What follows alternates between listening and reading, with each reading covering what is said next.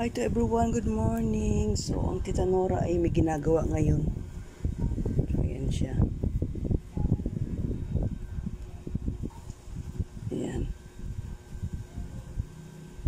Ito yung pinaka sa likod. Ayan, ito yung pinaka-strap niya.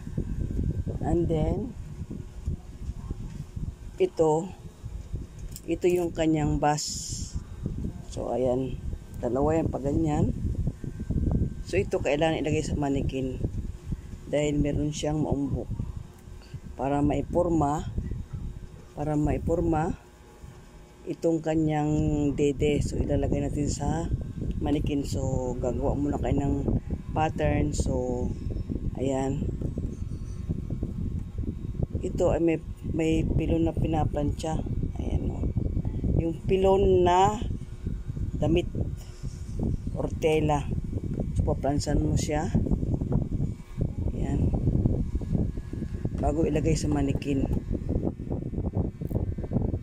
So, ayan. So, ipipin mo yan siya dyan. Tapos lalagyan mo ng padding. So, may padding yan. Para mag-shape siya. So, ipakita ko yung padding, no? So, may padding siya. O, ayan. Para may shape. Ayan. Tapos, lagyan natin dyan.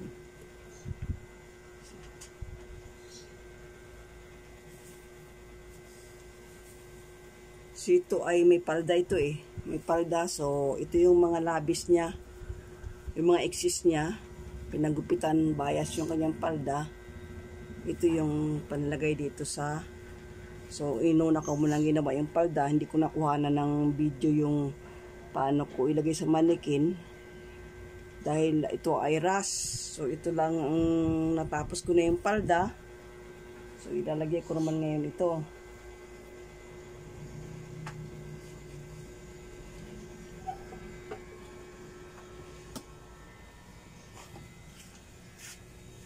So, ayan yung palda.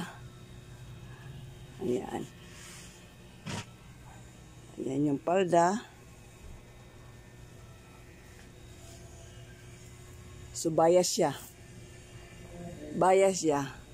Pero, ang nito ay ilalagay mo muna sa manikin bago mo siya ilagay sa, bago mo tahiin siya sa kamay. So, ayan siya.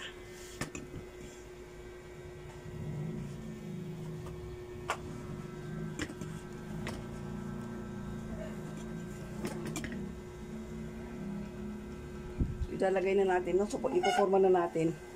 Ayan, nakikita nyo. Siya. So, ayan siya.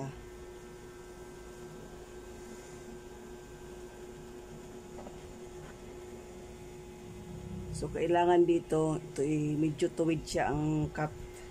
Ayan. Ayan siya.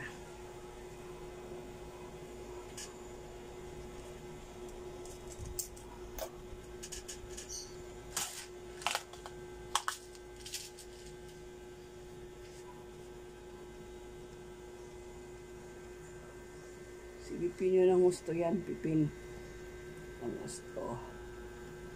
Tapos sa kanyo, ihilain siya ang konti. Ayan.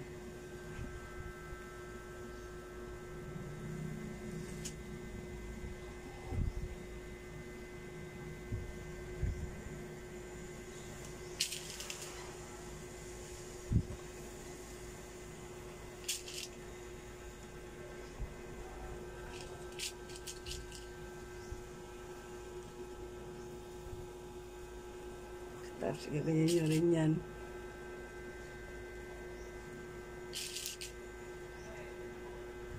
Ganyan lang ang maggawa. Tagay sa manikin. So, yun siya. Pipin nyo siya dyan. Pipin nyo ng ipipin. Yan.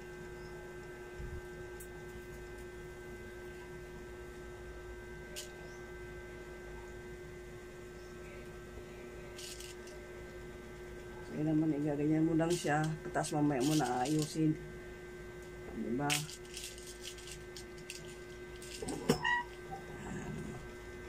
Ganyan mag-ano, forma.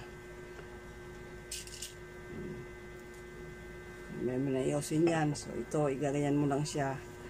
Ayan. Ayan. Katasatahin mo yan ng ano, ng yung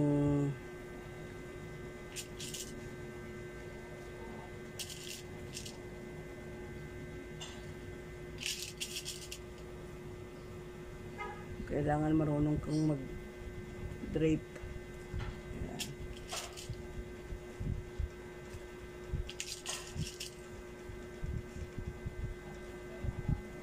So yan, babawasan natin mamaya yung ano na yan. So yan siya.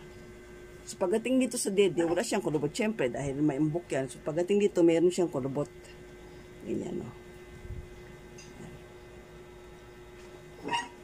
Iba rin naman yung paganyan siya. Paganyan ka. Yan.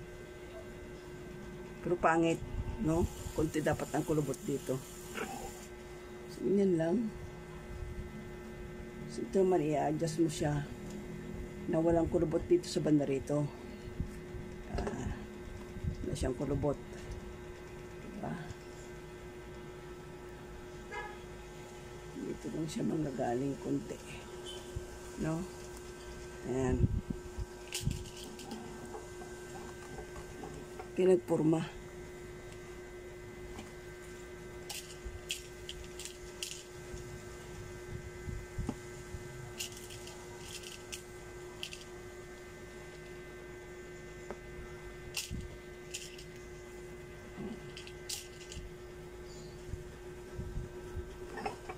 Tapos gugupitin mo na yan.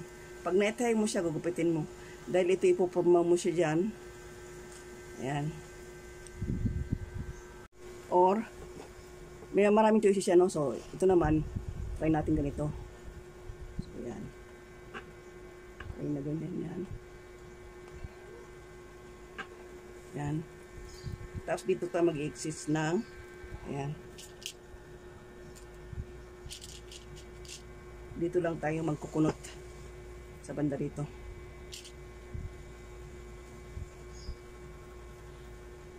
Ayan. Ganyan.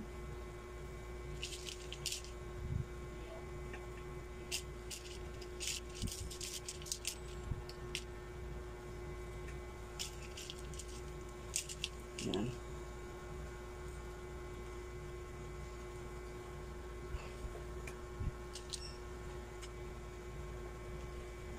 So, yun siya. Dito lang siya nagkunot.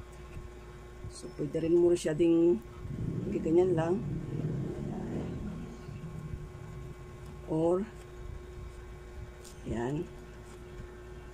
Tapos, so, kapag kayo gagawa ng gown, kailangan creativity kayo kasi, yan, tulad yan, igagayan mo siya.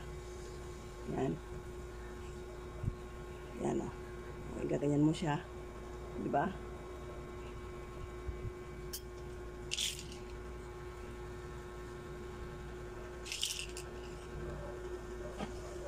Ayan. Ito kasi yung balikat yan eh. So yan, igaganyan mo lang siya.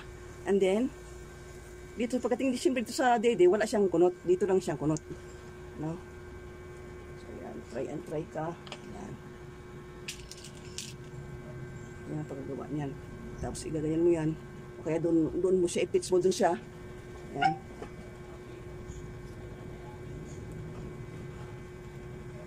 Yan, plates. So, sa kabila, kung may pitch doon na, kung dito ay ilan ang plates, kailangan sa kabila din. Kasi dalawa ito eh. Naka-plates din siya. O, ayan siya. Tapos ito na, itatay mo muna siya dyan, tayo dito bago mo siya gugupitin para sure. No, sure? Ayan siya. Diba? Ayan, bago mo siya tanggalin sa manikin kasi dalawa siya eh. Magkaganon siya.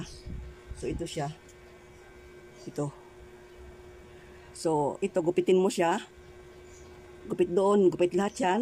Hindi sa kitagiliran. And then, i-kon mo, ano mo sa isang tela para magpareho siya pagka dinrabi mo, i-trace mo sa isang tela para pareho ang sukat nila na siya mong ilalagay dito. So ayan, gupitin natin ha. para i-lay out natin o ano natin sa telang isa para okay lang siya, diba? So natin kapitin dito kasi ito may stripe itong tela, so madali lang siyang i-plot. Ayan siya, tapos kupitin na natin ito. Yan. Yan. Para ikuha natin doon para katulad nung ating isa, dahil dalawang ang piraso ito eh. Kailangan magkapareho siya. Ayan.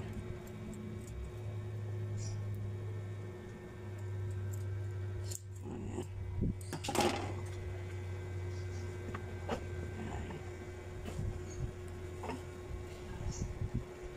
So, kupitin din doon. Ayan o. Ayan. Ito yan eh. So ito yan, i-ano mo dyan para sa likod. So tatanggalin na natin yung tela, ang tatanggalin natin bago i-pack natin sa another na tela. Ayan, nung matanggal, ito na siya. Ito na ang forma niya nung tinanggal ko. So ito, gaganyan mo siya. Ito yung tela. And then, i-trace mo siya. Diba? So, kasi madali lang iti-trace dahil meron siyang stripe. So, sundan mo lang yung stripe na yan. Yan.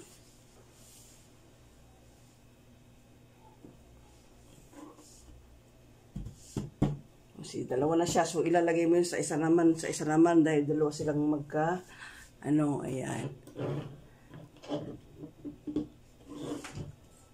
Gupitin na natin. Diba? Sundan natin yung gupit na yan, oh.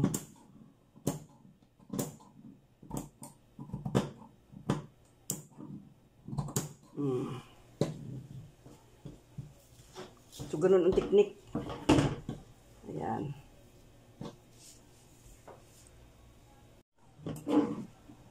Gusto nyo talagang ng